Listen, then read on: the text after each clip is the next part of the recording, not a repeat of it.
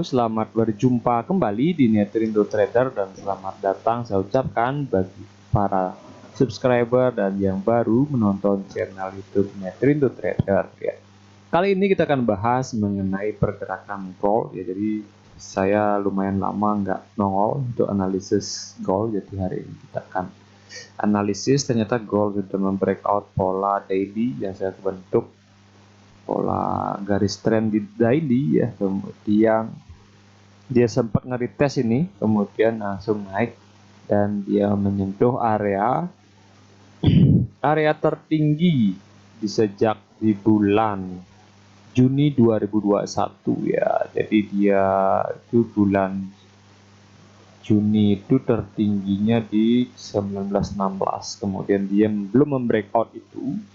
Nah, sehingga kemungkinan gold ini akan koreksi dulu, kemudian baru akan menyentuh area supply terkuat di sini ya.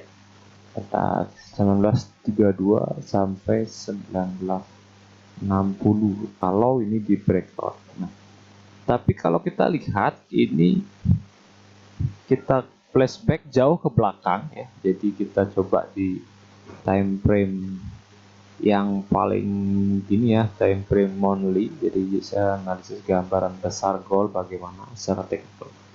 Nah, jadi gold itu tahun ini tahun ya 2011 ya, September, kemudian Agustus sampai September pernah menyentuh membreak harga 1900 dan dia saya tidak tambahan garis horizontal itu 1920. Nah, kita lihat pola ini ya. Jadi ketika gold membreak harga tertinggi, itu beberapa kali dia mencoba untuk menuju harga tertinggi ya. 1, 2, 3, kemudian drop dalam. Nah, seperti itu. Nah, kemungkinan gold juga akan membentuk pola yang sama ya, pola yang sama. Jadi gold bisa membentuk pola yang sama. Nah, apakah di mana titiknya? Jadi gold itu seperti ini pergerakannya ya. Kalau pakai Fibonacci retracement monthly, jadi 1 bulanan ya, dari harga terendah sampai harga di sini, misalnya kita bilang harga terendah sampai puncak. Nah, dia retrace-nya di 50. Nah, ini dia ya. Jadi ini adalah persentase 50% retrace, kemudian dia naik membreakout pola ini. Pertanyaannya, apakah sekarang bisa ke 2000 gitu ya pertanyaannya? Apakah bisa ke 2000? Nah, kita coba cek di sini. Nah, jadi ketika dia mencapai harga puncak tertinggi, dia retrace-nya. Namun, sebelum dia retrace sampai ke Fibonacci 50%, di monthly itu di sini ada pola, artinya ada pergerakan yang naik turun sideways yang panjang. Nah, ini mirip dengan yang ini. Jadi kita lihat ini, pola ini mirip dengan pola ini ya. Jadi nah, pola ini mirip ya. Jadi ini juga pasti akan menuju ke untuk high yang terakhir. Ini satu ya. Jadi kalau kita lihat ini satu, coba dia menembus, dua coba menembus, dan tiga kalinya turun ya. Karena nggak bisa dia membreak ini, kemudian dia akan naik. Nah, kita lihat di sini juga sama pola tersebut ya. Jadi beberapa kali dia mencoba untuk menuju break area di sini. Ya, ini saya gambarkan biru. Jadi ini satu, ya, kemudian ini dua, dan ini ketiga kalinya. Apabila ini nggak di breakout, berarti kemungkinan dia juga akan retrace dalam seperti pola sebelumnya. Ya. Nah, sekarang pertanyaannya, dia retrace-nya kemana? Nah, kalau kita pakai ini retrace 50% ini sebagai sebuah pola, ya, sebagai sebuah pola, maka gold itu kemungkinan retrace dari sini, dari low-nya ini, dia 50% ya, 50% dari low di sini sampai ke puncaknya di sini. Nah, itu baru dia titik balik yang tinggi. Nah, jadi di sini dia di 1632 ya, 1632, atau paling rendah itu di 1512 ya. Jadi kalau kita swing, itu kemungkinan gold bisa dapat harga dalam turunnya sampai ke sini ya, ke area ini. Atau kalau kita mau buy, kita tunggu di sini untuk jangka panjang. Nah, kemungkinan ke sana arahnya. Tapi kalau dia break dari pola ini, dari yang garis biru ini ya, kemungkinan gold bisa ke 2000 ya. Jadi kita lihat saja apa yang akan terjadi ya. Nah ini kan monthly. Nah di sini sudah, kalau misalnya ini nggak terbentuk, pasti di monthly-nya ini dia akan membentuk ini apa namanya, dia pasti akan membentuk ada shadownya di sini ya. Jadi ada garis ini ya. Jadi bukan body tapi garis. Sehingga bulan depan kemungkinan tiris sampai ke area 1830-an ya. Dan bulan seterusnya juga terus terkoreksi sampai dia mungkin menyentuh lagi garis ini. Ini satu kali disentuh, dua kali, dan ketiga kalinya mungkin baru break. Kemudian dia turun lebih jauh lagi ke belakang. Nah itu secara jangka panjang gold ya. Nah kemudian kita lihat untuk pergerakan harga di hari ini atau satu minggu atau minggu depan ya. Jadi saya nggak trading karena ini sudah nggak ada, artinya nggak ada poin untuk entry dengan risk reward yang bagus ya. Jadi kalau scalping ya mungkin gunakan time frame yang kecil. Di daily jadi terbentuk pola ini ya, terbentuk pola seperti ini ya. Kemudian ini juga mencoba dia untuk turun tapi masih meragukan ya. Kalau kita pakai tarik garis trendline, maka kemungkinan dia turun menyentuh area trendline ini, kemudian juga naik karena ini juga supportnya dia ya, support yang di break oleh si gold. Apakah ini menjadi support kuatnya? Jadi nanti ketika nyentuh ini dan trendline ini, maka gold bisa naik langsung ke sini ya. Tapi kalau trendline ini di break, maka gold bisa turun di sini. Di sini juga ada support, supportnya ya. Kemudian ini tidak di break, maka dia bisa naik lagi gitu ya, bisa naik ke sini. Kalau ini di break, maka dia bisa turun lebih dalam lagi, bahkan ke area di sini, bahkan ke area ya di sini lah untuk uji dia ya, 18.800-an ya. Tapi kalau kita lihat memang strong buy itu masih tinggi ya, strong buy secara fundamental, juga inflasi dan juga ketegangan Ukraina dan juga Rusia itu masih mendukung gold untuk bisa naik, menjadi katalis gold untuk naik ya. Nah ini masih belum artinya belum benar-benar wiris lah polanya. Jadi dia pasti akan membentuk pola pembalikan. Kita cari nanti pola pembalikan tren reversal polanya, yaitu adalah double top. Nah apabila di sini ini udah mau jadi double top ya. Nah apabila ini di break ya, jadi kita gambar garis di sini.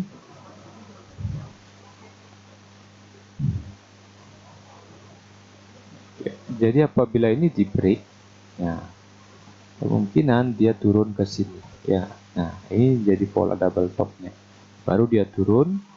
Nah kita bisa tunggu di sini atau mungkin isi di area ini untuk buy ya, kalau mau kita buy. Nah kita bisa tunggu buy di sini ya, di area ini, atau bisa di area ini. Jadi bisa di area ini kalau memang dia masih punya tren kuat untuk naik, kemungkinan dia turun ke sini atau naik. Jadi banyak kemungkinan bisa terjadi untuk gold ya. Yang pertama dia pasti akan menguji support ini ya, support ini apakah ini teruji kemudian naik ke sini ya, kemudian baru turun ya. Bahkan mungkin lebih turun, lebih drop gitu misalnya, dan lebih drop lagi gitu misalnya. Atau ini di break kemudian ya, ini di break kemudian di sini baru dia akan naik ke sini ya, bisa seperti itu. Tapi kecil kemungkinannya dia balik ke sini ketika sudah nge-break trendline di sini ya. Jadi kita tunggu saja dia di area ini untuk mendapatkan risk reward ratio. Nah ini kalau kita misalnya kita buy di sini, sebenarnya masih ada lembah di sini. Jadi stop loss taruh di sini memang untuk memperkecil resiko. Jadi misalnya kita tunggu misalnya buy di sini gitu ya, buy di sini dengan target di sini gitu misalnya. minus 31 ya, maka stop lossnya sebenarnya harusnya di sini ya, di lembah ini. Nah ini dapat sih 1:2. Jadi kita tunggu buy di sini, stop loss di sini, TP-nya di 1931 ya. Atau kita misalnya cari yang lebih aman risikonya ya, di sini kita buy, kemudian TP-nya di sini sehingga risk reward ratio-nya lebih tinggi 1:5 ya. Nah, jadi dalam trading itu adalah selalu memperhitungkan risiko ya di awal sebelum kita trading. Nah, apakah boleh kita buy sekarang gitu misalnya? Kita turunkan time frame. Jadi ini hapus ya. Jadi keputusan-keputusan ini yang akan mempengaruhi kita profit apa tidak. Kita dapat untung atau malah rugi terus ya. Nah, di sini memang ada pola ya. Di sini ada support dan sudah disentuh satu, ini kedua kalinya. Kemudian apakah ketiga kalinya masih akan tersentuh kemudian naik, kita belum tahu ya. Nah, kita lihat di area. Jadi kalau kita mau buy, misalnya kita buy-nya di sini, nunggu di area support yang tersentuh. Nah, nanti posisinya ya seperti ini ya. Targetnya mungkin ya paling dekat ya di sini biasanya juga ya. Kemudian stop lossnya ini dapat risk reward ratio itu 1 ya. Jadi kalau ini turunkan, nah itu misalnya risk reward ratio-nya lebih kecil ya. Nah itu dapat 1:3, TP-nya 18, 1911 ya, 1911. Stop loss-nya adalah di bawah garis support itu di 1883. Nah kita kalau buy kita tunggu di area ini ya. Dan jangan langsung pending order ya untuk buy ini. Kita polanya kita lihat pola-pola candlestick kayak kemarin seperti ini ya. Nah ini saya nggak ngasih sinyal juga karena saya nggak mantau chart kemarin. Jadi kemarin sebenarnya kalau kita mau buy di sini sangat tepat untuk buy, kemudian dapat risk reward 1:38 ya.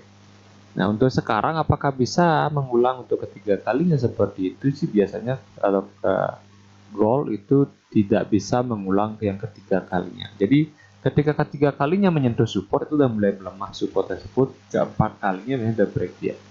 Jadi kita perhatikan di sini resikonya kayak stop lossnya. Memang sebelum dia akan turun lebih dalam atau koreksi lebih dalam, dia akan membentuk pola. Apakah itu pola double top atau pola head and shoulders ya. Ini head misalnya ini ininya apa namanya left shoulder, kemudian dia akan membentuk right shoulders nih. Kalau dia mau pola pembalikan arah tren ya. Misalnya dia mau membalikan arah tren, maka akan terbentuk pola seperti ini ya, ini turun, kemudian ini sebagai kepalanya gitu misalnya, kemudian ini sebagai neck line, kemudian turun, nah kemudian dia naik lagi cuma menyentuh area di sini untuk lebih dalam turun lagi ya. Jadi bisa seperti itu terbentuk polanya kalau dia memang akan terjadi pola pembalikan arah. Kalau tidak, maka dia bisa naik lagi lebih tinggi dulu, kemudian baru bentuk pola pembalikan arah.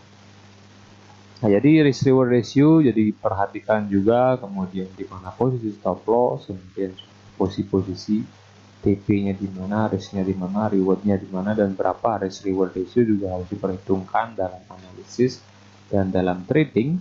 Nah, itulah yang disebut dengan trading plan ya. Jadi apakah menggunakan pullback atau strategi breakout. Strategi breakout jadi kita tahu dulu di mana letak support area dan resistennya, maka di situ yang akan menjadi titik-titik untuk kita entry, apakah kita entry buy atau entry sell. Jadi jangan lupa bahwa trading forex adalah sebuah bisnis yang berisiko tinggi karena ada leverage. Jadi jangan sekali-kali eksekusi atau entry pasar tanpa sebuah planning, tanpa sebuah perencanaan. Kapan buy, kapan sell itu harus jelas alasannya apa, technical analisisnya apa, kemudian apa yang menjadi rasionalnya, kenapa stop loss di sana, kemudian kenapa juga TP di sana. Oke, sekian dari saya untuk penjelasan mengenai gambaran gold untuk secara teknikal ya. Jadi saya selalu disclaimer dan saya berikan di deskripsi disclaimer tersebut bahwa memang tidak ada analisis yang 100% benar. Jadi selalu kita manajemen risiko dengan memasang stop loss ya. Jadi jangan pernah berpikir bahwa pasti akan balik harganya ke titik entry kita kalau misalnya kita sell ketika trennya lagi naik. Itu salah besar sekali. Jadi kita harus selalu mengikuti momentum tren ya. Jadi momentum tren, makanya gunakan strategi breakout atau strategi pullback ketika kita sudah mengidentifikasi tren. Kalau secara daily memang gold masih tren naik ya. Jadi kalau kita mau entry buy, ya perhatikan area-area support atau area-area demandnya gold, sehingga kita bisa ambil posisi buy dengan risiko yang lebih kecil ya. Oke, sekian dari saya ya. Sampai berjumpa kembali di video selanjutnya, dan saya ucapkan terima kasih kepada para subscriber yang sudah menonton channel YouTube ini.